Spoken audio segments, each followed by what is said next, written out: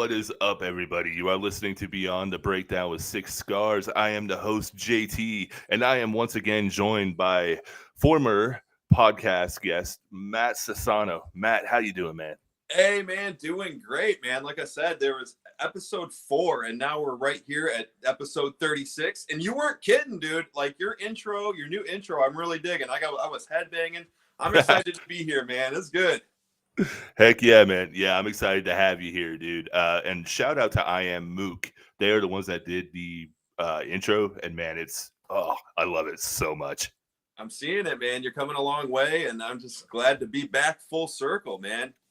Dude, yeah, so we're gonna dive right into that since you said full circle. So when you were last on here, we got to know you, we got to know some of your story, and man, I was listening to it today, and you want to talk about coming full circle, dude. The last time you were here, we discussed happy family. Yeah. And that was, I swear, man, that was like the kickstart to your entire year, and you've been nonstop ever since. Yeah, man. Happy Family was one of those songs that just really like opened up a huge conversation. Like for people who don't know it, it's about domestic abuse. I come from a background of, pretty heavy domestic abuse. The twist in that whole situation is I was born a pastor's son. So, on one side you kind of learned what you learned in church, but then on the flip side, my dad was very duplicitous in his personality. So I wanted to create a song that was just an anthem for people who have to smile in the midst of abuse. And you wouldn't believe like the people that have just like messaged me all the time talking about their struggles that they've never really, been upfront with. And Happy Family was like a huge start of that. And I think that that's like my overall goal with this entire music is to just open up conversations that aren't typically had within either the mainstream or like the Christian music industry. And I think that's what we're doing. Yeah. So going into being with the Christian music industry, what is it like kind of doing the mental health aspect? Because you don't see, in my opinion, too many Christian rock artists that are really truly touching on violence as far as family nature goes. What is it like kind of being I guess, a wall breaker for that one? Yeah, it's kind of funny because I get like a mix of reactions a lot of times. Like when people say Christian music, I think they have like two definitions. They have the one definition in their mind where it's like, okay, this music is just exclusively for Christians. I like to write songs that like relate to everybody, but Hmm. my faith is at the core of it, just organically. You know what I mean? It's not me trying to be a quote unquote Christian artist. It's just the fact that I'm a Christian and I try to write things that apply to me. And if people are along for the ride, then that's cool. But it has been a little bit different because on some ends, a lot of people in the Christian music industry will say like, oh, there's not enough like hope in this particular song. It doesn't like end on an up note. We need to show positivity. And on the other hand, you get people that really embrace it. So on one hand, like I'm getting a lot of messages from people that are saying, dude, like I went through domestic abuse and my father and my mother was very abusive to me and it's really helping me. And then on the other hand, there's people in the Christian world that don't quite get, like, they think that everything has to end in like the hallelujah type of realm. And it's just like, no, man, like I want to just be real with everything that I'm doing. And sometimes it's not about always just like knowing that you have the answer that helps people. Like it's like that old saying, people don't care how much you know until they know how much you care. And I feel like that's like the kind of core of my music. I talk about things like disabilities. I talk about things like domestic abuse or things that like aren't typically brought up. And so it comes with its challenges, but I think that we're kind of pushing the envelope, kind of creating a brand new movement out of this in some ways. Yeah, no, absolutely. I mean, I think more people need to be open about the darker side of life in all kinds of music, not just, Yeah. the heavy metal or the rock or anything, but Christian rock as well. Because what good is the faith that you have if it's not supposed to get you through the harder times that you've been through as well? Yeah, exactly. And there, nothing wrong with like, the uplifting music and stuff No, like that. But no. I remember like, as I was a kid, I loved a lot of Christian music and mainstream music, everything from Linkin Park to Project 86 to Disciple. And there was some cool stuff. But at the same time, like I always kind of wished that people would be speaking to my issues. There wasn't I mean, there was a lot of great songs, but there weren't like specific stuff to my issues. So I really try to cut to the core of a lot of things. Mhm. And I think because of like a lot of the closed offness of my upbringing, of like, you know, the abuse going on and people saying like, oh, you can't talk about this, or oh, you, and like a lot of people just collectively turning a blind eye to my situation. When I, about the time that I got into music, I was like, okay, I'm going to bring up these things that need to be said in the most like, you know, transparent way possible, hopefully. Yeah. And for those that are wanting to find out the meaning of his other songs, please go back to episode 4. Don't mind me. I was definitely still finding my way. But we broke down almost every single song that you released to that point, and Yeah. we got some really, really good insights on that. So for anybody listening, go back to episode 4 and you will get your fill of a lifetime of just an incredible story.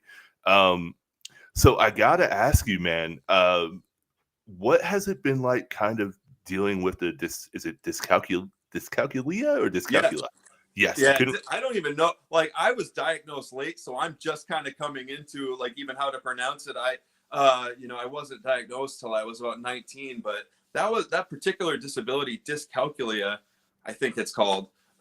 It's definitely difficult. There's things that like I am unable to do that kind of just like the average day person takes for granted. Like I can't drive, I can't. You know, it's a very mathematical disability, so I don't think I've ever passed a math test in my life. Like that was just off the, yeah, that was off the table.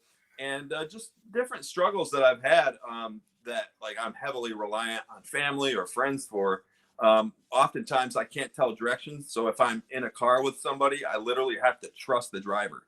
So if I'm in an Uber and you know, I don't know the person, I get like this mini panic attack because I'm like, what if they want to like take me off to the woods and hack me alive with like a knife? I wouldn't know, you know, or whatever.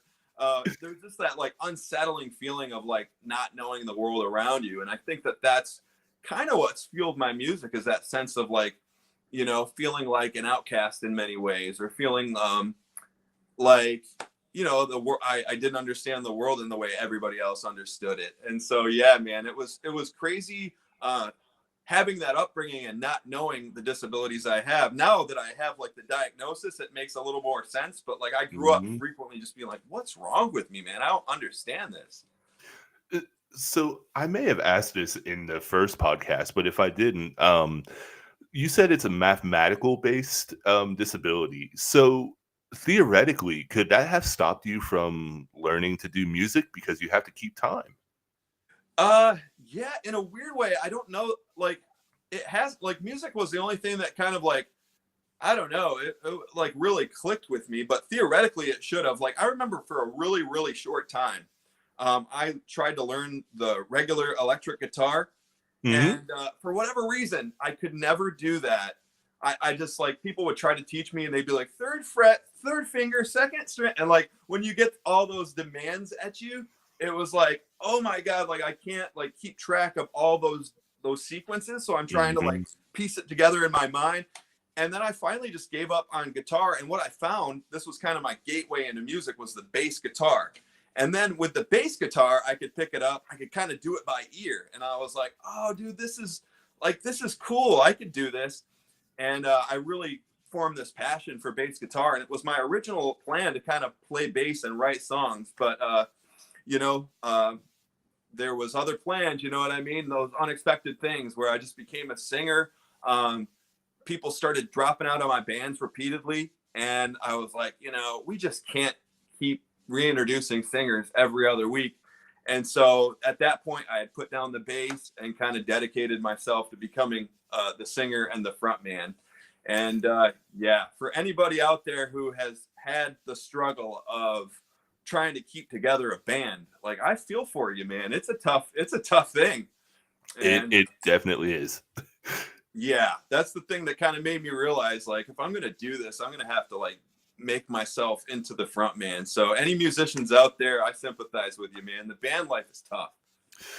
It absolutely can be, man. The band I'm part of, we're kind of on like a 1 month hiatus where we've all been getting sick, and it's just been like, you know, schedules and holidays and so on. So But moving forward, I want to talk to you because last time you were on, you were getting ready to gear up and go play with Petra, I recall. And that seems like a lifetime ago, man. You've done so much stuff since then. Kind of like just give us a fill in of what you've been up to. Yeah, man, it's just been a crazy time. Like I said, last April was Petra, and for anybody who doesn't know who Petra might be, in the Christian world, they were kind of the pioneers of what you would call Christian rock. So it would be the equivalent of you going to open for like a Black Sabbath or something Yeah. like that. You know what I mean? And so I remember when I was 10 years old, I was at like this kind of like getaway play, like a church themed getaway, and they had a gift shop in this place that they were having the convention thing, and I picked up a Petra tape, and that was kind of my introduction into Christian rock. So full circle, I guess somebody that I knew had connections with Bob Hartman, who is the guitarist for Petra. And my family came home. They were like, dude, I have some great news. And I figured like, pizza for dinner or something. I was like, that's awesome.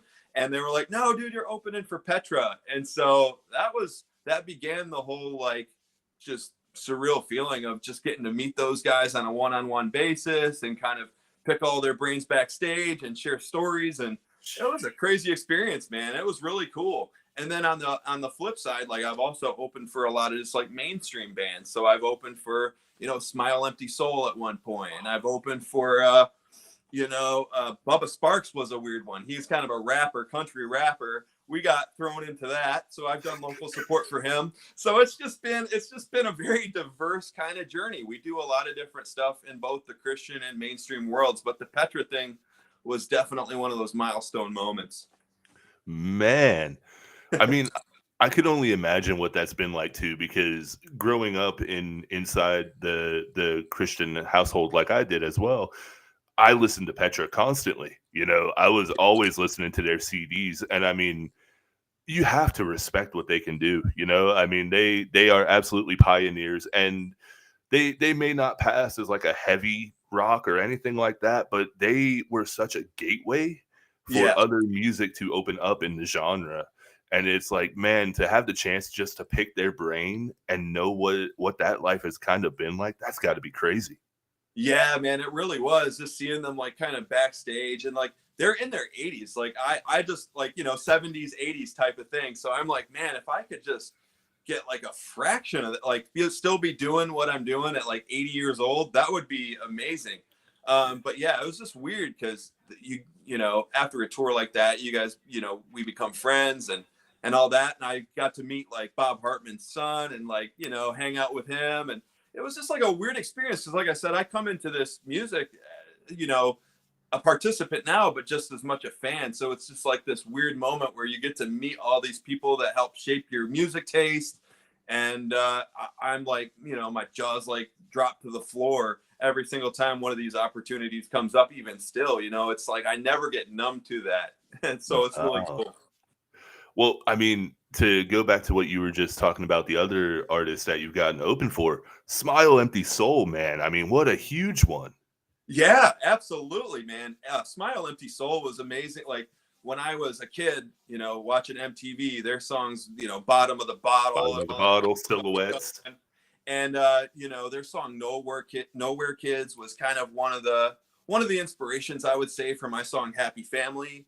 And Oh, so yeah, man, like it was just one of those things where on one end you're playing for like strictly, kind of Christian audiences, which is awesome. And then on the other hand, we've gotten to open for a lot of just different people that might not be on like a faith journey, but like love the music and relate to it. And that's what I really love about this whole thing is we get to play for so many different uh, people and backgrounds and get to meet so many people in so many different arenas of rock.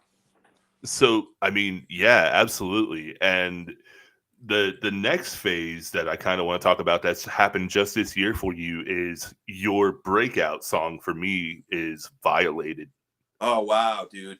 Yeah, that song definitely like right now it's doing pretty well on the Christian rock radio side, which is really crazy because that's another song where you kind of run into a little bit of resistance, I guess, what you could say. There was a lot of people that were saying like, this song might be a little too dark for the Christian industry. Are you sure you want to like, you know, bring this up? Because it's really, you know, it's about sexual abuse and human trafficking. Sexual abuse I've never necessarily ultimately gone through myself, but again, I think a lot of why I do the music that I do is to open these unique conversations. And while I've never been human trafficked, it was kind of my way of saying, like, you know, who have we left behind in our conversation? Like, how do we, what conversation can we start that really matters, and like that I can be somewhat of a, like, I guess a champion for those kinds of people? Because I think it goes back to my upbringing of just feeling forgotten, and like people were turning a blind eye to me, and like,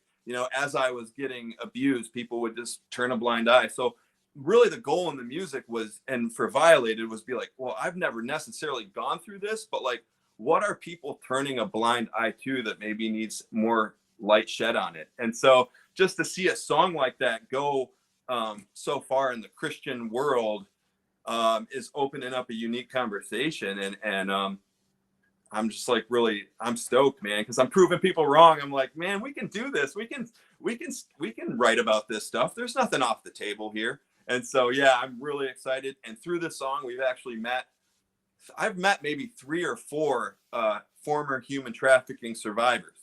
And so they get to tell me their stories. They're talking to me on a daily basis and just telling me like, yeah, man, because of Violated, like we feel really heard out here. Man, Yeah. I I you gave me chill bumps with that one, man. I mean, the song is incredible in itself, and then getting to not getting to that seems like it's an honor or something. It's not an honor, but seeing the story of somebody that has actually gone through that and hearing that that song has uplifted them, Yeah. man, dude, that had to be like a putting you on your butt. Dude, it was so crazy because I have a friend named Mary Nickel, and she works with directly survivors of human trafficking. So the thing was, is like when we created the song, it was all with those people in mind. And I didn't know this going in because I had limited understanding, but like things in artwork that people typically, human trafficking victims don't like to see is like the gags and the chains. They don't want to feel victimized. So like everything from the artwork was tweaked. Everything from like, it was like a whole learning curve for me to like create a song that not only sounded cool from like my vantage point, but also would like, you know, serve as a great song for them and not make them feel like, oh, you know, we're victims out here or whatever, which they, you know, they've gone through a lot of different things, but I don't think anybody likes to be viewed as a quote unquote victim. And so I had to like really try to figure out like, how do we create this song to where it's not like triggering to people that have gone through it? And it's just so crazy because just today, one of those human trafficking survivors went and ordered a Matt Sassano hoodie for her birthday. It was her birthday today. And so we've had lots of different conversations with these people, and it's just so cool to like bring them all together. Dude, man, that's insane. Because I was actually gonna touch on the artwork because now knowing that you had to revamp it and kind of restylize it makes it just so much more impactful because I looked at it and it looked like somebody who was being taken out of, captivity, basically, like they were being liberated. Um, and I love the artwork, man. I thought you did an amazing job with getting it done. Oh, thank you, man. Yeah, we had several different like artwork interpretations. One of the interpretations that you'll never see was like I had like a dollar bill as a gag on somebody crying, which was cool, but like again, it was kind of like that victimized feel. And so Mary, who works with these survivors directly through an organization called Exodus Road, she was like, "Hey, man, what if we tweak it this way?" And it just kind of ended up working out to where like those oppressive hands that you see, like the black hands kind of stretching out, Yeah. losing grip of that person, and then she's kind of breaking free, which kind of reframed the whole thing. And like I said, man, it's just been so crazy. And also like there's been people that have dealt in trafficking that have like messaged us, like not necessarily a lot, but like threatening and doing all that stuff. So there's that stuff, that side of it too, where Oh, people, wow. yeah, like people are saying, oh, uh, just trying to scare us a little. Man, that has to feel intense though at times. Yeah, yeah, you get like these screenshots from people that are saying like the organization that you're tied up with is fraudulent, and like just get doing propaganda stuff. We know that all the people that we're working with through Exodus Road are awesome, but you get those people that try to, diminish what they're doing because they're nervous about what's taking place and all that. And so it's just been a really wild ride, but I just thought, hey man, like why not just bring this up, bring it out in the open. And one of the passions that I have with music is to take these really difficult, like these difficult subjects like disabilities, domestic abuse, and frame them in a way where they have like the catchiness of a radio song. So like you'll take something that's like totally out in left field a little bit for radio, something that you would never think would make it radio, and then like really pour your best into making those lines catchy and kind of making it singable. And like that's one of my huge passions is like making those songs accessible as possible so like the more people hear them. Yeah. Dude, two of my favorite choruses from you is probably Happy Family and Violated. Oh really? Yeah, man. Oh, I love the chorus in Violated, but Happy Family still has it beat a little bit more. yeah, yeah, man. It's an interesting thing with Violated. We changed the chorus. I worked on a chorus for like 6 hours. Like I'm very like when I get in the zone of writing a song, I'll just write it like crazy. And I remember like writing this initial chorus for Violated. I liked it, but it took too long to get to the point. Like I was like, this is way. So after 6 hours of working on an initial chorus for Violated, I crumpled it up, threw it in the trash, and I was like, we got to revamp here. So then the version that you heard was our second version and the one that made it on. But I'm glad it worked, dude. Thank you. Oh, dude, not a problem. And the way you were just saying about, getting to the point with choruses and songs, I think the best example I could give of that would be Chevelle. Man, their storytelling in their songs is just like it's so concise. Oh, dude, they're so good, man. And they're one of those bands that I just grew up loving and listening to a lot. Like I don't know if you remember, like even back, Point Number One was one of the first songs that I ever heard from them Yeah. before the Red and all that kind of stuff. That was one of those where I had this like there was like a Christian satellite station at the time. They all kind of, because they were on Tooth and Nail, everybody assumed they were a Christian band or whatever. So it would be like 10 videos all day, 10 music videos on a loop all day, and Point Number One was always on. So I was headbanging at 11 years old with that track repeatedly all day. Dude, that makes me so happy. Yeah, they're awesome. I'm gonna get into a little bit of the chat over here. If anybody who is watching, because podcast is obviously a famously visual medium, um, for those who are watching the video, I have a new layout. This is a brand new way of doing the podcast through this website. I stopped doing it the way I was before. Anyway, I now have the chat over to the side, but I've just kind of been, in free fall with this conversation, just enjoying it so much. And I didn't want to get caught up and not be able to finish any sentences. But Will Brawley from Liars Pacifist, he wants to know, is it challenging to still write about these things when there's people that attempt to silence you? Yeah, like I don't want to give the wrong impression like it happens every day. It's definitely not one of those things that happens every day. With like the human traffickers, it has happened like once or twice, and you kind of get a little nervous. You're like, should I, but in a weird way, it's like I've got this guy Elon on my shirt, you know what I mean? And one of his famous quotes is, when something is worth doing, you do it, you know what I mean? No matter if the odds are against you. And so I'm kind of going with Elon on this one. It's like one of those things where, hey, let the chips fall where they may. If you have a message that you think that you need to bring to people, even if you're not like quote unquote a Christian message, and you just have something that's on your heart, you're a writer, you have an experience you want to share. I would always like lean towards authenticity more than anything else. Like there's a lot of people in the industry will be like, oh, this can't happen or that can't happen.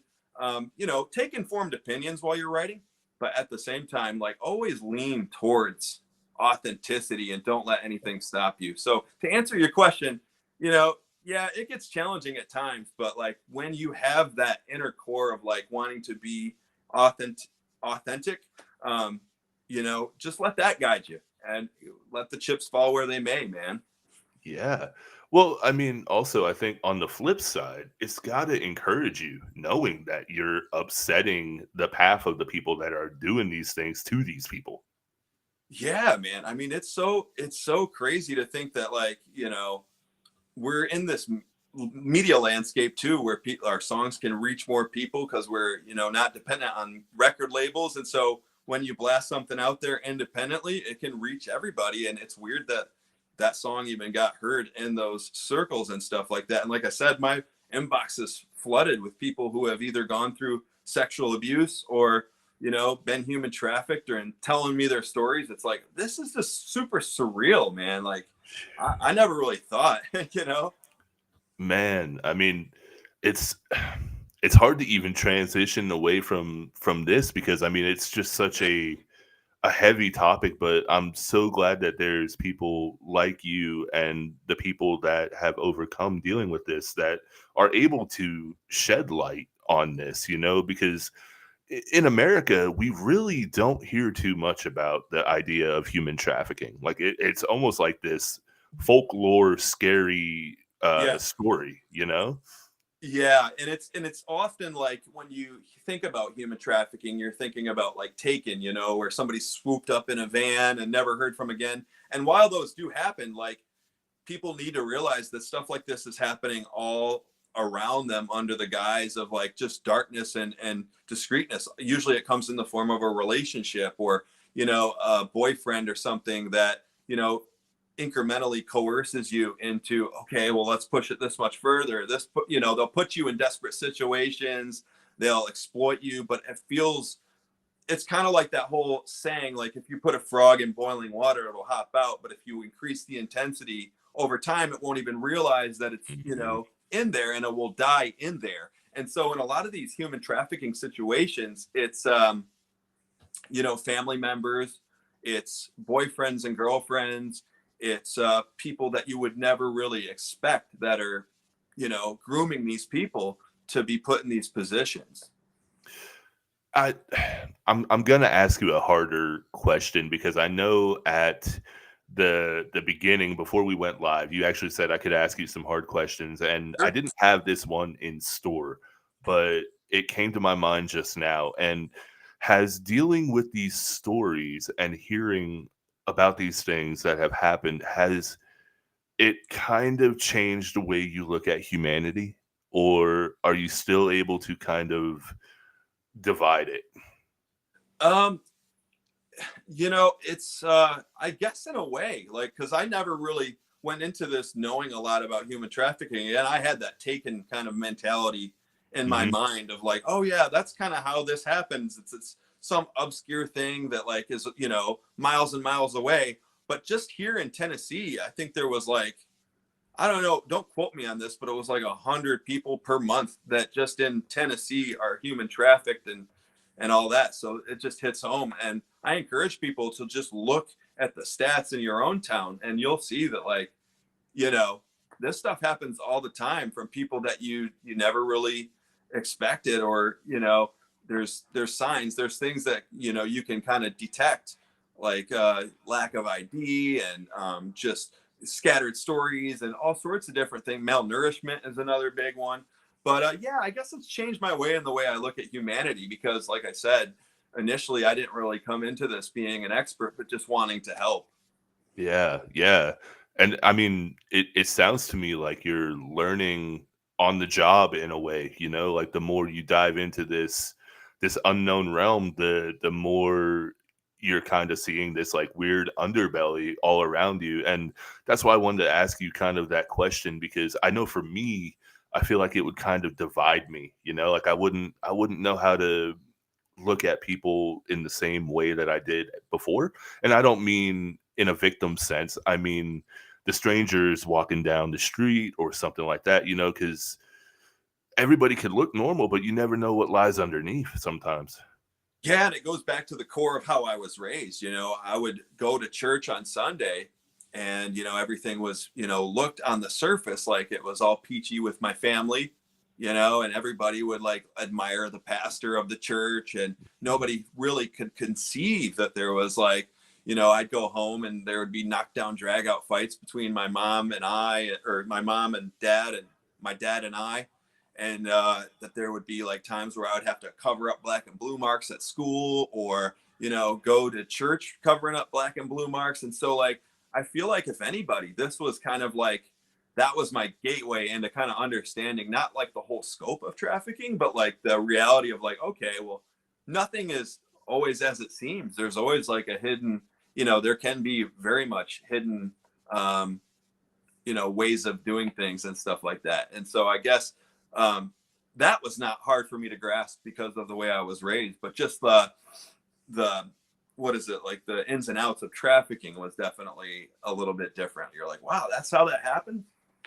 Yeah, man. I mean, props to you for just being able to, continue to deal with it. It's one thing to write about it, but to immerse yourself in the stories, it definitely takes a almost like a bleeding heart aspect to really be able to give your all to that. And man, props to you. Oh, well, thank you, man. I really appreciate it. And if anybody wants to check them out on Spotify, man, and let me know. I'm always up for the song feedback of any of my songs, and just hope people that can really enjoy it, man. I mean, as dark Yeah. as the situations are. Yeah, I like I said, man, it's hard to transition from that, but I'm gonna try Yeah. because we'll dive back into a little bit more of the mental aspect of things because this is the Beyond the Breakdown podcast. We got to, but That's right. um, I want to talk about something a little bit more lighthearted outside of topping the charts, which I think this week you were at like number 8 with Violated, if I recall. Yeah, I think so, man. It keeps waffling up and down, and so we're in the 8-9 category, something like that, and just hoping nobody, around Christmas time, it's a little harder. People want to hear Frosty the Snowman, so it's a little harder to sell Violated around the Christmas season. But we'll be back in action around January, February. I'm sure that thing's gonna continue. Dude, like, what do you think 15 or 16-year-old you would be saying right now, seeing your name on the charts? Dude, I was like the least likely to succeed in anything in school. Like I said, like teachers never believed it. I never believed it. Like I spent a significant amount of my time in my youth just like trying to grapple with my purpose, trying to figure out what the heck I was gonna do. And so to see it, like, there's Disciple, and then there's like me somewhere on the chart with them, is like just a surreal. And then also getting to write with Josiah, who is the guitar player for Disciple, and he's saying, dude, you really nailed this song, and like congratulating me on my writing capability. Now I'm thinking all the time that I spent not paying attention in math class and jotting down song lyrics was kind of worth it. you Yeah, know man. And I but mean, wow, what a band to have, what a guy to have by your side, Josiah, man. I mean, Disciple is one of the undisputed kings of the Christian rock scene. Yeah, definitely, man. And it's just crazy because, like, again, you have to years and I wasn't even from Tennessee. I came from a town called Canisteo, where it was just like a small little cow town. I think maybe what 2,000 people, if that. And so just it was any kind of dream to do anything beyond like Canisteo was very tough. I love all the people there, like they're awesome people, but like it's not very expected that somebody from a town of 1,000, 2,000 people is going to, be on the charts and doing rock stuff. And when I would say that to my friends, I remember distinct conversations where I would be trying something or doing something. I've always had that like ambitious spirit. And I've had friends, be like, dude, why don't you just give up, Sassano? It's not going to happen. Like, what are you thinking? Like, and so it just goes to show, like, you can go from this small town person with a laundry list of disabilities and people doubting you to like, hey man, like I'm gonna just continue to push through. And it's just a crazy experience. Dude, I could imagine, man. Like, I mean, I don't come from a small town by any means, but I know the feeling of being told you can't accomplish things because of disabilities. Where I have epilepsy, and like Oh, much like you, I can't drive. I mean, wow. I'm hindered beyond belief sometimes with that, and it's like when people would tell me, "Oh, you're never gonna do this, you're never gonna do that," it's like, man, I'm gonna prove you wrong, and that's exactly what me and you are doing every single day. Yeah, absolutely, man. Oh, so you can't drive either, huh? No, man. So, Man, uh, I've been diagnosed with epilepsy since I was a year old. I had that was when I had my first set of brain surgeries, but um, ever since then, like I have convulsions, and I also have what's called staring spells, basically. So it really prohibits any chance of ever being able to get my license. oh wow, man. And has it affected the podcast? Like, have you found yourself trying to fight doing some of these tendencies on the air? Every now and then, man. Like, I usually have to do like a like this is a little bit of behind the scenes, so like, I don't think I've ever actually been asked that. So thank you. Yeah. um, I usually actually have to do a dark mode, because I'm also light sensitive at times. So I have to do like a dark mode for the browser and for the behind the scenes thing and all that, like what I'm looking at Wow. right now. Because if not, my eyes will kind of like that feeling you get when you look at the sun for too long? How your eyes kinda just, Yeah, they dim out and they kind of like Yeah. everything's a little dimmer. Yeah, and then they kinda almost, like, hyper focus for just, like yeah, I get that about, like, 10 times a day. Oh my gosh, dude. And so I imagine that, going to concerts and stuff would be a real struggle for you too, because they've got the strobes and the lights and the smoke and that's got to be a little different, doesn't it? So here's the crazy thing, man. The band that I'm a part of, Kill Bait Overdose, man, we have our own lighting rig, alright? And so doing it that way, I can handle perfectly fine when I'm not looking directly at it. But if I'm the one that is up on the stage and the lights are shining down or something, I can Yeah. handle it. But the other way, it affects me so badly. Dude, I imagine so. I get that, man. Because I don't even have that issue. And it's hard for me. Sometimes I'll be on a stage or something and I can't see because of the strobes. And I've almost like taken a face dive off the stage, just stepping the wrong way. And Yeah. so with you, man, when you've got epilepsy, it's got to be a little bit more nerve wracking in some sense. It can be. I mean, I'm not gonna sit here and say it's the worst thing. I mean, there's definitely worse things to have. Like, I mean, I don't like to sit here and say that I have it real bad, but Yeah. it can be challenging, man. Like it made well, much like with the dyscalculia and different things like that, it made your more modern and just mundane activities really hard to kind of accomplish sometimes. Yeah, man. Well, I expect like you got to write a song about this, man, because that'd be a really cool thing, man. I don't know how you would like, put it into words, but that'd be a cool song. Just kind of like, Uh, metaphorically approaching it somehow, Breaking so Benjamin style. yeah, well, see, I think album, my first album kind of touched a lot on it back a couple years ago, and then I have a lot of songs that kind of touch on dealing with epilepsy and bipolar and manic depressant and blah blah blah blah blah. But I do it just, much like you, not only to shed light, but to kind of just release those feelings because I don't feel like there's too many people that are really out there discussing what it's like to feel like you're bipolar or manic depressant or things like that to the extent where it's not a metaphor. Exactly. Yeah. Yeah, I like that, man. Citizen Soldier does a decent job at like doing a lot of mental health stuff. Yeah. There's a handful of us out here, Yeah. but there needs to be more for sure. Oh, dude, absolutely. And to kind of get back onto the main subject of this podcast, which is you. I apologize, man. I didn't mean to take that segue. You're good, man. I love this. It's cool. We get to know a little bit more about each other, man, and that's all good. Yeah. Um, so like I just want to this again is not planned, so it's off the top of my head, but I want to say thank you You were at the beginning of the podcast just about, man. Everything was so different.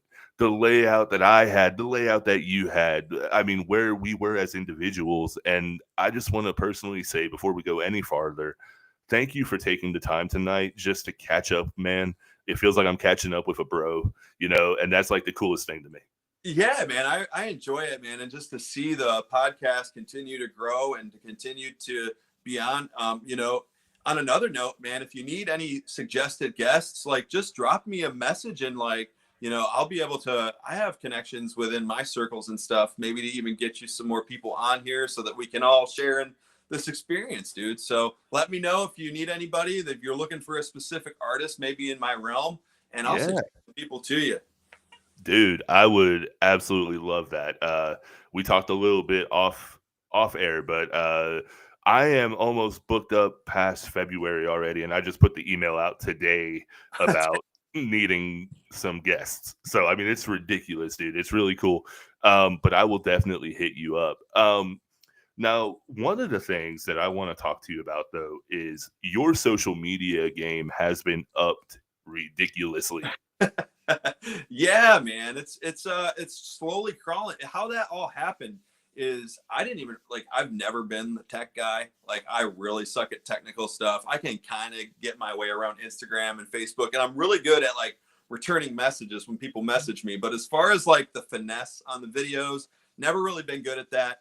So what happened was I was at this festival called Agape Festival, and there was a guy there that I was just nice to. He worked the camera. He would like film the bands and all that stuff. Little did I know that he actually worked for a company that was on Shark Tank. It's called Flex Screen. Oh, And cool. yeah, man. And so he just became really good friends with me. I had no idea that he did social media stuff.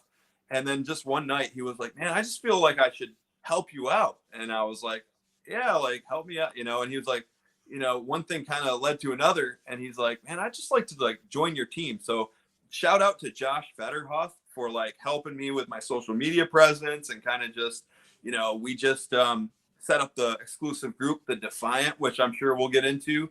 But yeah, he's been like a huge part of how this operation is continuing to expand little by little. So I appreciate that. And because I know that stuff drives me nuts. Like, just the idea of social media. And I love talking to people, but it's, how do you get these videos edited and how do you do all these things? And now my mind's a little more relaxed. I can, focus on what I want to focus on, which is connecting with people. Oh, dude, I can completely relate to that because I run 4 different pages. So, I mean, I am in overload every time I look at a reel or anything. I'm like, I don't want to look at this anymore. Yep. And then there's always the string of, for me, the Elon Musk lookalike comments. So you got to sift through those. Everybody now thinks I look like Elon Musk. It's kind of been like an online joke through everything. So that's why I'm rocking the shirt today, because I'm, rocking but yeah, social media is one of those things. I just got on X too. So if y'all have X accounts, that's one more place where you can find me. But yeah, it was a challenge, but we're glad for Josh. And now I can focus on, communicating with people and not having to do every single day, just myself posting. It's like Yeah. a thing where it's like, oh yeah, I've got like a team here that can kind of back me up. And that's really a lifesaver in a way, man, because if they know your brand and they know the message that you're trying to put across to all your socials, it saves you so much time and honestly heartache. Because when you're an independent artist, man, you're not only doing the music, you're doing the promotion, you're doing the booking, you're doing everything.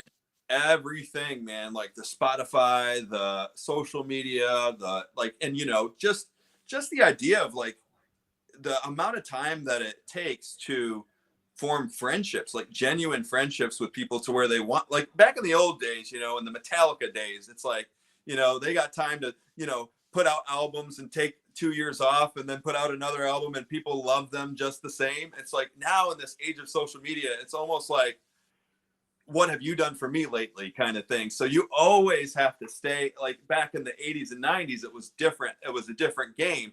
But now it's like, you got to really invest in people so they invest in you, because there's so many other options out there. And I'm not saying that because like I'm being ingenuine. I'm just saying like part of this whole thing is, you have to really invest in the people that invest in you, back when, unlike the old days when you could just show up on the scene. Metallica dropped an album and people were like, oh, you I know.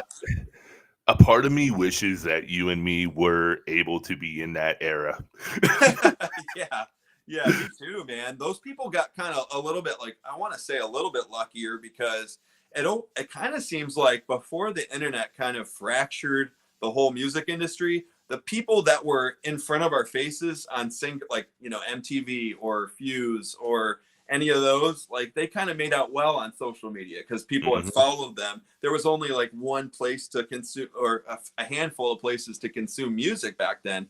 So now there's so much more, noise, that you literally, to stand above the noise, have to do 10 times more to even get noticed, or have any sort of, make any sort of noise. And so, yeah, I get it. Yeah, and I gotta ask you, does that kind of tend to almost burn you out? Oh man, it has in the past. It definitely has in the past, because not only um, do you get that like burnout from posting and all that kind of stuff, like it gets a little bit crazy. But then there's also those people, even in the Christian music industry, that will claim big things and they'll like not follow through on their stuff, like label people, or people that are like, oh, I know the secret how to crack this code on Instagram, and like I can get you millions of followers, and I can do this for you and that for you. And so you almost like take the bait as like an aspiring artist that wants to reach as many people as possible. And Mhm. those people can really, like, I've gotten ripped off thousands of dollars before, just like from people like taking advantage of the new guy, or like, that crabs in a barrel type of, scenario, where they just want to drag you down. They see you as kind of like a, uh, they see you as kind of, they're like the vampire, and they can just suck the blood from you because you don't know any better. And so there's people even in the Christian music industry that'll be like, oh, I know this secret. Oh, have you done this? And all the while they're charging you money to like continue guiding you down this path of like, there's no discernible end, or like no. And the thing that I realize is that there are strategies that you can do Mhm. to increase your visibility and all that stuff. Like Josh has been great with that, but there is no like secret code to making it in the music industry in 2024. Like it's kind of like, Taylor Swift's road is different than Eminem's road. Eminem's road is different than, whoever's road. Mhm. And so all it comes down to is really just finding your audience and being the best you can to your audience. And if you do that consistently, I feel like you'll continue to grow. But anybody who tells you like, I can guarantee you this, or I can guarantee you that, that to me is just that's a, that's a scam. Yeah. No, 100%. So as a rapid fire question while we're talking about Spotify and releases, do you prefer a single to be dropped or do you prefer albums? Okay. I really do love the albums and stuff like that, but the singles, like I can put my best work out. So like I'm one of those people that's just like, I want to put the best work out. Let's crank a single out there and on to the next one. Okay, okay. I've had some interesting answers on that one, so I always love to know what people think because it's crazy, man, how the world has changed because it used to be album based, not single based. And there is a certain nostalgia to it. I won't say that I don't miss those days, but like as a writer, as a person who, you put together an album, you're recording that album, and then you change over 2 years, and your perspectives change, and your thinking changes. And so now by putting out singles, for me, I love the idea that I can go, well, I was planning on kind of recording this song, but now that I'm feeling this way, really passionate about this, I can short term throw this in the studio and then like have real time emotions that bleed through in a genuine way. Because like you put together that album, you change, you get dumped, something Yeah. happens to where it's like, I gotta write about this now, but now I put all this stuff in. Now I've written a love song to a girl who dumped me and I can't do anything about it. It's like, yeah, things happen. And I love the idea that the single you can kind of just write as you go through life. Yeah. Okay. I mean, dude, I can absolutely see your side of it. Man, I struggle. I don't know. I won't take too much time, but it's like I still love the album feel just because Yeah. I'm old school. I grew up listening to like DC Talk Jesus Freak all the Yeah. way through and like Petra and Striper, things like that. And it's like to me it wouldn't have been the same if it didn't have the full effect, you know? Exactly. And I do miss the nostalgia of it. I miss like going through a band's booklet and like being like, what bands did they thank on their thank yous? And then you go and check those bands out. And like it was almost like you were discovering these bands, in a completely different way. So I definitely see like the pluses and minuses of both sides. But I would say as I've aged and I've, gotten into the role of a musician, I love the idea of just going in studio, putting the most relevant song forward to yourself and in a short amount of time, and then also just keeping the audience's attention. Like you put an album out, and there are bands that can really pull this off, like bands like Breaking Benjamin or Hmm. bands that have established followings. Like Yep. their audience is always going to crave those albums, which is awesome. But for me, somebody somewhat of an up and comer, like you just got to keep hitting them with songs. And I think the best way to do that is to put out the single and then the more singles and all that stuff. Dude, absolutely. So I gotta touch on this for just a second before we get into the Defiant, because man, what a story from what you told me with some of that. Um, are you going to be doing any kind of physical releases? Are you going to be doing CDs? So what we've been kind of toying with the idea of is like once we get a good round of singles out there on Spotify and all the social networks, is to take like the highlights of those singles and then like print up our own kind of bootleg CDs. Like we're in a very much like DIY kind of culture right now, I Mhm. would say. Not that I don't respect the bands that put out albums. It's awesome when you could listen to a full thing back to back.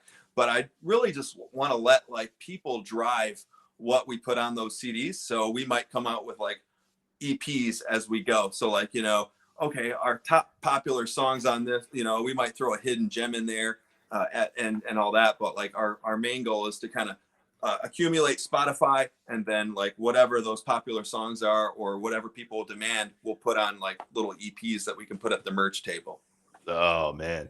Well, when you do, I definitely need to get a copy. I also need to get a Sassano hoodie because I had no idea these things were in existence. Oh, bro, yeah, we got a at our merch store at mattsassano.com. If y'all want to join the movement, become a Defiant, the best way to do that is to get one of our t-shirts. And like for the Christmas season, for anybody who wants to buy a t-shirt, I also or a hoodie or any other merch, I'll also throw in like a handwritten letter to you. So if that means something to you, I'm up for it. So we really Oh, enjoy the support because, like I said, we're kind of like an upstart. As much as I've done in my life, touring with Petra and all that stuff, like it's grueling. So any sort of thing that we can do to kind of help us with travel expenses or any yeah. expenses, we appreciate that a lot.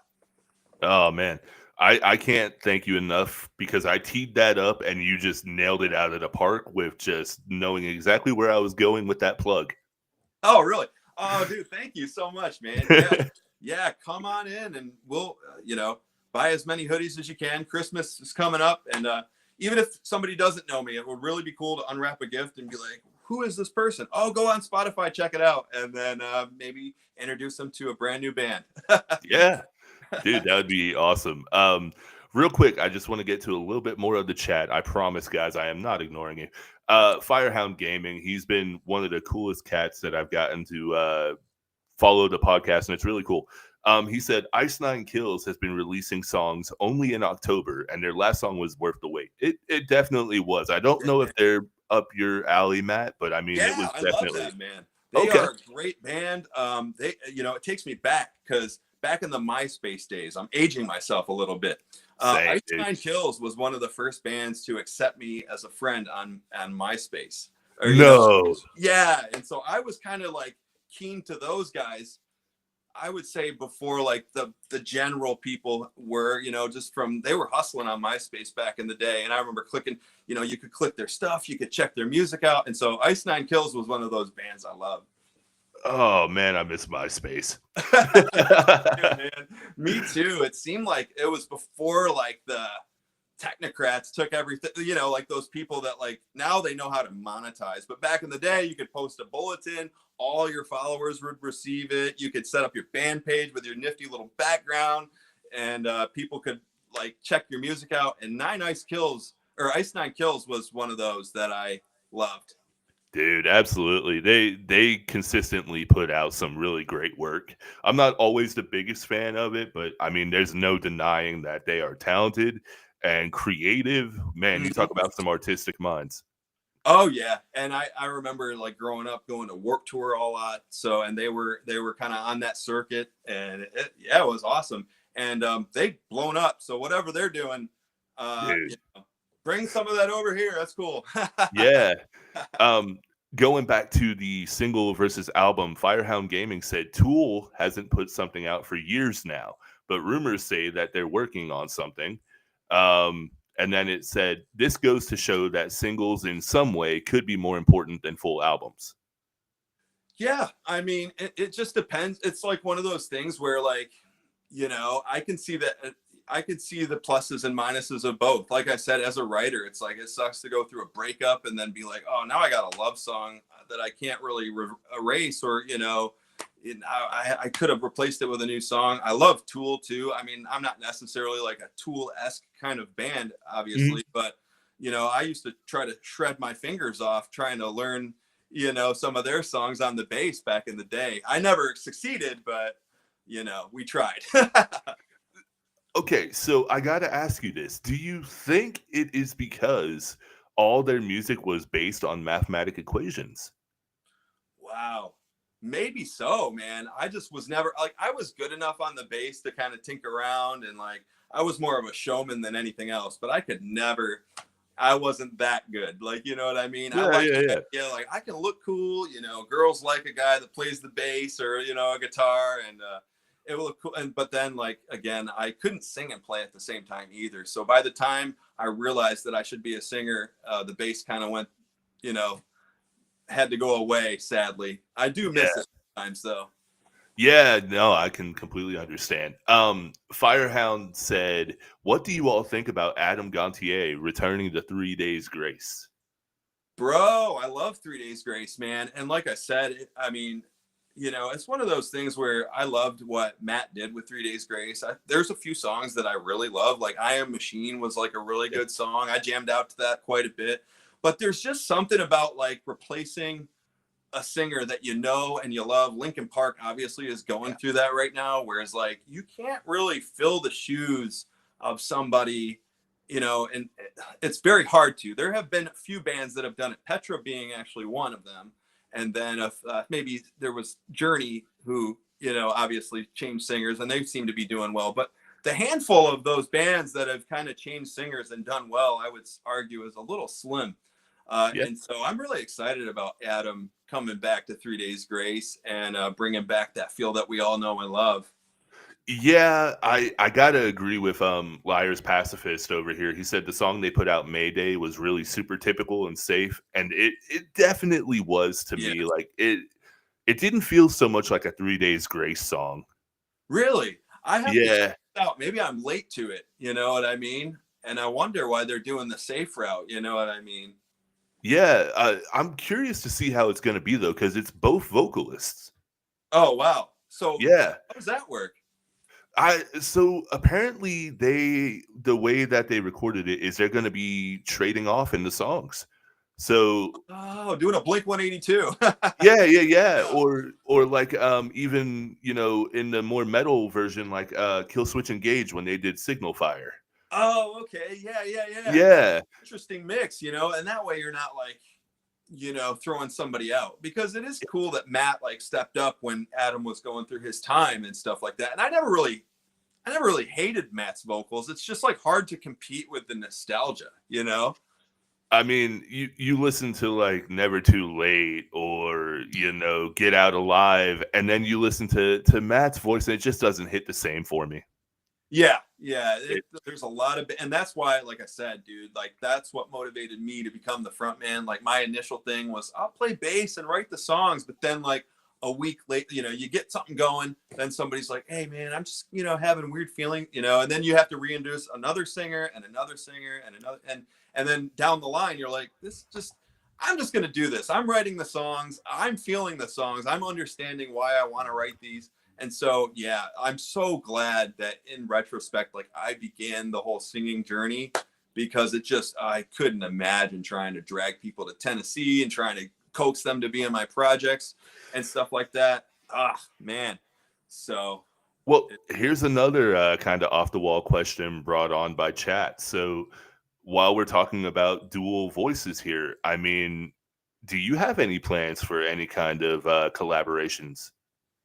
yeah, man, we're trying to work on a series of collaborations and stuff like that. Like, it's big right now to kind of like take one of the songs that people know, like a Happy Family or a Dear Mhm. God, and then like introduce another vocalist. I've talked about doing a collaboration with maybe, a few people, um, but nothing's really come of it yet. So I'm trying to be careful of. But my dream collaboration would either be, somebody like a John Cooper from Skillet, or, even Ben from Breaking Benjamin, or Oh, any of those, man, would be super cool. I don't know if they'll happen, but that'd be really awesome. Or, since people think I look like Elon Musk, maybe have Elon Musk do like a voiceover in one of my songs. You never know. I'm dreaming here, but you need the song that he does to be called Sasla instead of Tesla. yeah, dude. You know what I mean? That'd be awesome. So I don't know. Those are just ones that kind of hit me. John Cooper would be a dream one. Breaking the guy from Breaking Benjamin, even like Red, or I Yeah. don't know. Who else do you think would be good on a track like mine? Who do you think? Oh, dude, Trevor McNevin from Thousand Foot Crutch, dude. Uh, Oh, dude, he would be sick, man. I never thought about oh, that. dude, I could definitely see his vocals, or maybe Manifest. Dude, yeah, dude, he's actually a guy that is running the Spotify course that actually has helped us a lot up our Spotify a little more. You know, we're not like massive. We're up to like 14K monthly listeners, but we hope to have more. But like he took us, I remember 2 years ago I was at like 500 monthly listeners, and I started Yeah, digging into some of Manifest stuff, and it's really helped us. So for any upstart artists out there that are looking to, have a, like up their Spotify numbers a little bit realistically, he's a great resource. Chris Greenwood, just to help any artists out there that might want to do that. yeah. Oh, Liars Pacifist said Love and Death. Oh, dude, yeah. Brian had Welsh Yeah, dude. keys Oh, too, man. That would be I sick. love Brian. Oh, dude, one of my friends, Zana, she was signed to his label. I forget what it's called now, but she just recently gotten signed. So, yeah, dude, he's in our circle now, man. It's really cool. Oh, dude. Oh, and he also said collab with Pillar. Oh, dude, I remember, dude. I that was one of those bands that also shaped me growing up. I remember going to Fireproof. one of their concerts, and one of my friends jumped on stage while they were playing and got booted out. So it was around 2006. Now I'm getting old. So but yeah, Pillar was one of those bands that you couldn't help crank up back then. No, dude. I remember finding Pillar, and it was right when they came out with Fireproof. And we Yeah. had gotten that album at a local Christian bookstore. We got that, and we got Demon Hunters, the Triptych, or Summer of Darkness. I can't remember. Oh, dude, both really good albums, man, for Yeah. sure. And looking back to, I had an old band called Transparent Soul when I first moved here, and Lester from Pillar did all the drum tracks for that album. So Oh, that was super cool. And getting to meet him, I have like somewhere in my room somewhere there's a broken drumstick with Lester Estelle's signature on it. And back then I wasn't really even remotely known at all, and so I was just this little guy moving to Tennessee trying to put out an EP. And Travis Wyrick, who produced that album, kind of called in a favor. I was like, I think we could get Lester on this. Why not? And he came in late at night drumming like a maniac. It was like in his DNA, like no instruction at all, no like oversight. He just heard the song once, and mid oh, man. hearing it, I don't even think he took the time to listen to the song once, and he already had like this perfect drum interpretation, like so quickly. It was massively weird to watch. Dude. Oh, Yeah, man. See, now my head's filled with so many different collaboration ideas. The one that immediately jumped to me, and I know we gotta move on to it another thing here in a second, but Michael Tate from DC Talk, dude. for real, dude. Yeah, that would be really cool. Bringing some of the old school and like new Yeah. kind of flair to everything. I Yeah. love those guys. I remember like when I first got into rock music, like I would play air guitar, and like that Jesus Freak from DC Talk was the first song where I was like in front of the mirror with the hairbrush and like Yep. the broom doing the air guitar. And so, dude, that would be a great moment for me.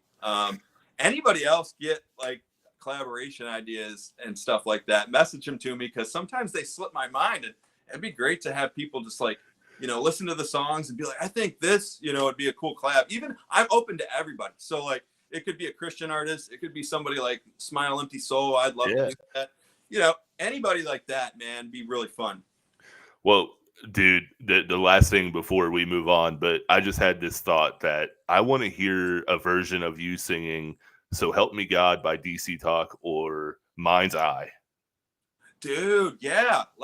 I'm gonna actually, when I get off this podcast, I'm probably gonna end up listening to those songs and just kind of peeling them apart. Because that's the thing I love doing. I have a few covers that I've done. I've done Skillet's Monsters, some Yeah. people might know, and then I did Eminem's Lose Yourself, kind of, when I'm in like a different crowd of people, like just a good mix of different covers. So I've actually been looking, and I'll have to check those out.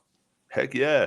Liars Pacifists. Remember the band We As Human or Jonah 33? I grew up listening to both of those on our local radio station.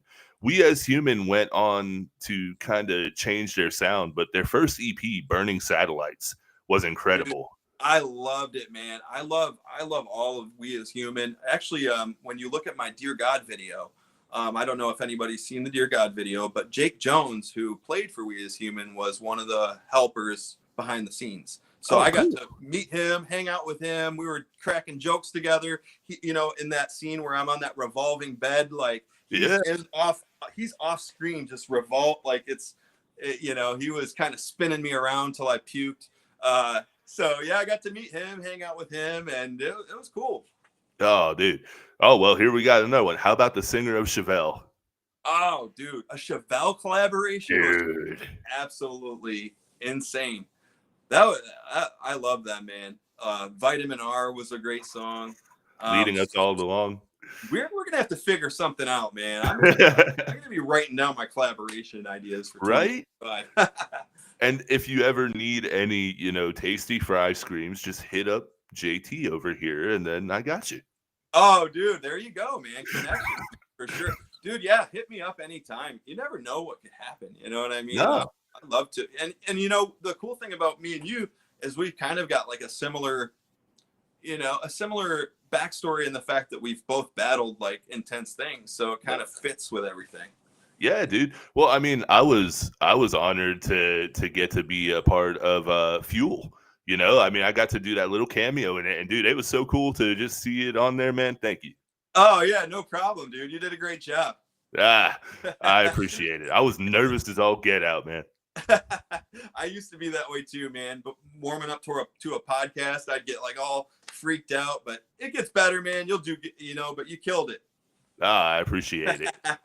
So we're gonna go a little bit darker here, but not too much because there's still a lot of hope with it. I want to go and talk about the Defiant.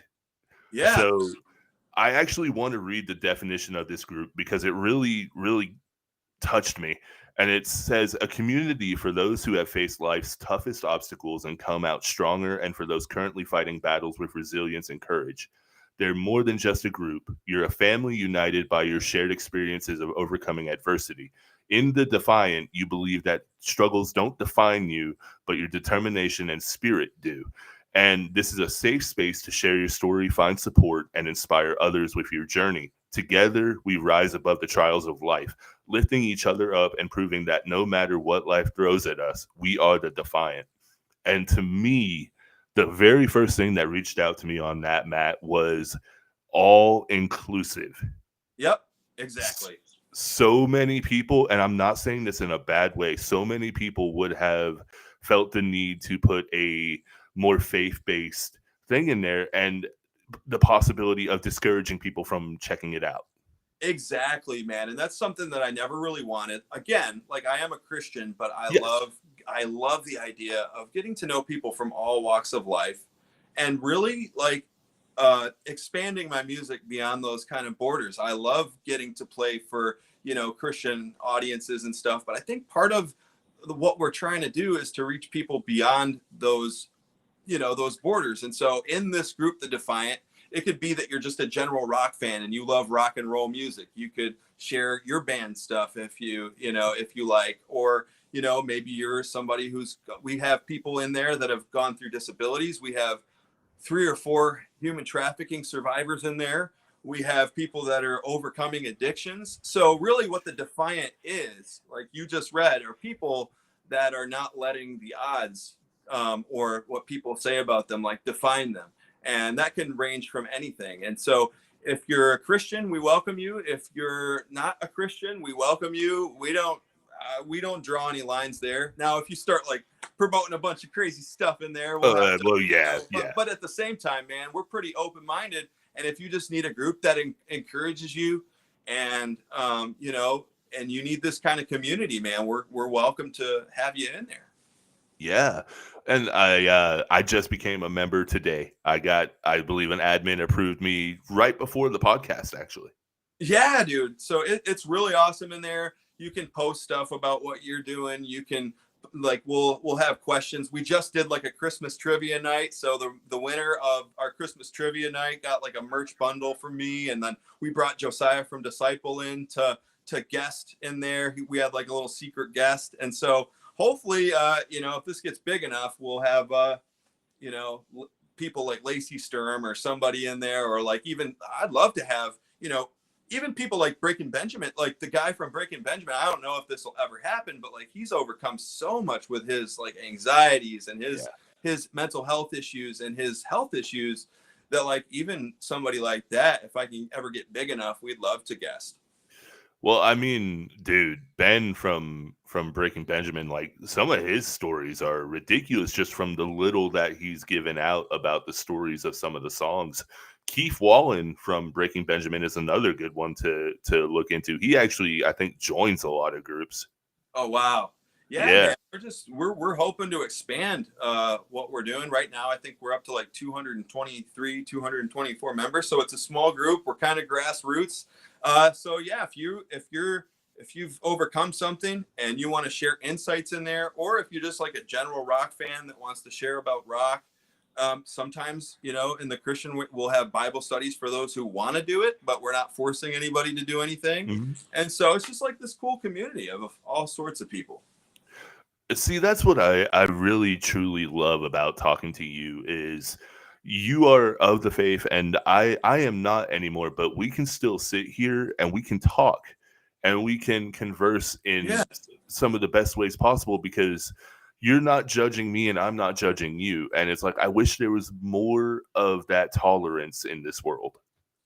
yeah, man. It's one of those things where it's like, hey, we've all been there and we're all on our different journeys and stuff. And I would love for you one day maybe to come back to faith, but I'm not one of those people that can determine that. And so, Yeah. my whole thing is like just be an influence where you can. And if people like the music, then that's great. If it helps them in everyday struggles, then that's awesome. Maybe the Jesus thing isn't for you, but if it gets you off drugs, if it Yeah. helps you through a family dispute or something that you're going through that's dark, if you're a human trafficking survivor and you just say, hey, man, I don't get like the God thing, but I love the music. Hey, that's cool too. Yeah. And I think that's a big appealing factor of your music too, is while it is faith-based, it isn't so in your face that people outside of that realm couldn't listen to it and enjoy it and relate it to their life as well. Exactly. And I came from like not only loving Christian music, but I was a huge fan of Papa Roach, Breaking Benjamin, Yeah. Linkin Park. And so like I'm very much a product of all sorts of things. While the Christian side of it did play a part, and I love all those bands, it's not like I just exclusively went through life listening to Christian music. I just always loved rock in general. Yeah. And also, real quick, I know you already know this, but to anybody who's listening now or in the future, I am not hating on any kind of religion at all. Whatever you want to do is all up to you. I've just, I appreciate great music in every aspect, but I appreciate even better people and getting to really dive into your story the two times that I've had you on, man. It has really been something. Hey, man. Well, I appreciate you for doing this. I know you were sick with pneumonia like a week ago, and so we had to reschedule, but I really appreciate that powered through and we got to do this. And thank you to all your listeners in here Yeah. that have been typing questions and just being fun. It's been cool. Yeah. Yeah, I said it I think the first time you were on here, and I definitely want you back. But before we do close, I gotta ask you, do you have any shows coming up? Yeah, so we're in the process of just kind of like, creating a tour circuit. I know that I've got some shows in PA coming up this summer, and we're just gradually kind of building it. Our thing right now is to really up our social media presence and our Spotify, and then secondary, just trying to get shows around. And so if you're in the PA area, I know I've got some stuff secured there. If you have any suggestions, places that you'd like to see us, always drop it. Like that's another thing where joining the Defiant would be a great thing because you could like if you have a venue that's open or a place that you'd like to come and have me guest, drop suggestions in there. We're always up for that. Now, I gotta ask you, do you, do churches? Like, do you ever get the chance to, like, go to churches and perform? Oh yeah, a lot of Yeah. churches. So we do a lot of churches. When I was on tour with 7 Day Slumber, that was kind of our primary. But I'm also, I do churches, but I'm also not like opposed to doing like bars or clubs or anything like that. So we're open to all of it. If you've got a venue that wants to do it, and we can talk about like the travel expenses and all that, of course, Yeah, and what it would take to bring me there, man. I'd love to. I try to do dude. these things in a pretty reasonable way where I'm not like milking anybody and I'm not like super expensive, but we've learned within the last couple of years that it does take a little bit of time to cover the travel expenses and the food and all that stuff. So if you're wanting to, I'd love to come out your way if we can strike something up. Dude, man, that makes me so happy because a lot of people don't understand, though, it takes money to do this. It does, and that's the sad part about like it's the part that you hate to address where you're like, I just wish I could just go for free and do it for free.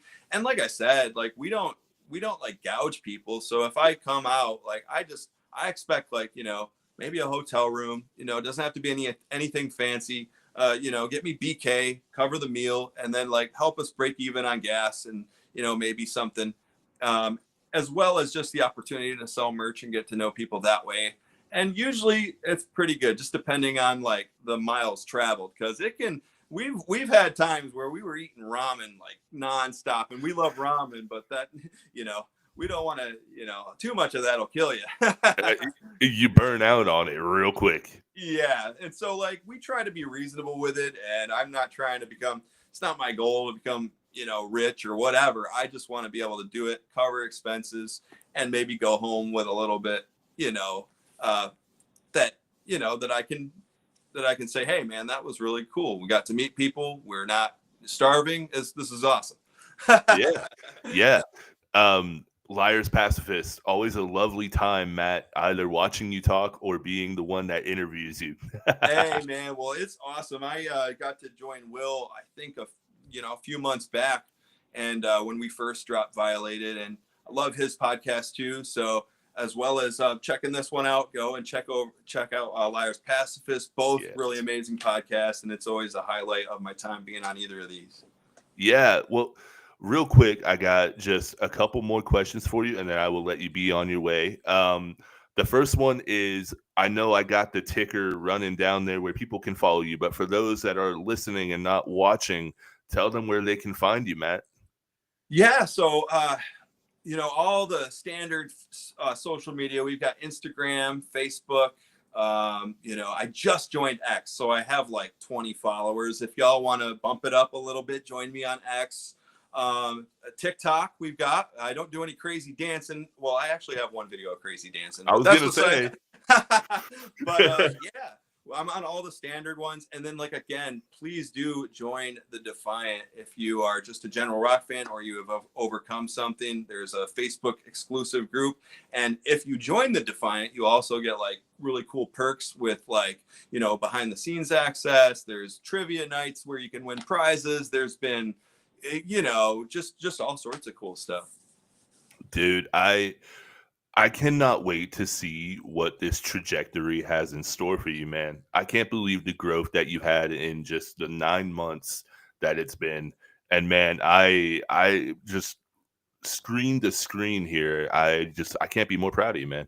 Hey man, thank you so much. And same to you, man. Like I said, it's hard to believe that, like, I was episode 4, and what are we on right now? What, 36. 36 episodes, and we were talking about all the different guests that you've had on. And so I'm just so glad to be a part of, you know, the growth that you've had, and you've been a part of the growth that I've had. So thank you guys so much. Thank you to everybody who's watched, and just yeah, continue. Yeah.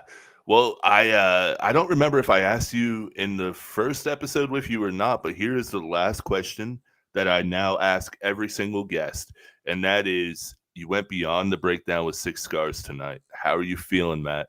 Bro, I'm feeling pumped up, man. It's been an awesome experience, and I am feeling more defiant than ever. So I hope to see you guys on the other side. Keep rocking, guys. Oh, there you go. Matt, I can't thank you enough for your time, man. I will definitely be hitting you up after this, just to kind of do a little post show, meet up and just once again say thank you, dude. I appreciate you guys. Keep rocking. Keep being defiant. See you, man. So, everybody, that was Matt Sassano. I am so very blown away by everything that he has done. I mean, 9 months ago, he came out with Happy Family, and I knew right then and there he was going to be a big time player in the Christian rock industry. And I mean, here he is, he's hitting the charts every single time. And I mean, wow, like, I can't thank him enough for the hour and some change that he gave me. Um, just a few things that I want to touch on real quick, and that is, as of last week or week and a half ago, the podcast celebrated 1 year in existence. I cannot tell you how much this means to me. I was going to make a long post about it on Facebook and let everybody know what this meant to me. And unfortunately, my lovely girlfriend and I got very sick. She came down with pneumonia, and I got a really bad upper respiratory infection, and it put me down. It put me down hard. But to every single guest that I have had, I cannot thank you enough. You all have been more than accommodating with all of your time, with all of your laughs, with all of your heartfelt stories, with everything that you guys have given to the podcast and to me as an individual.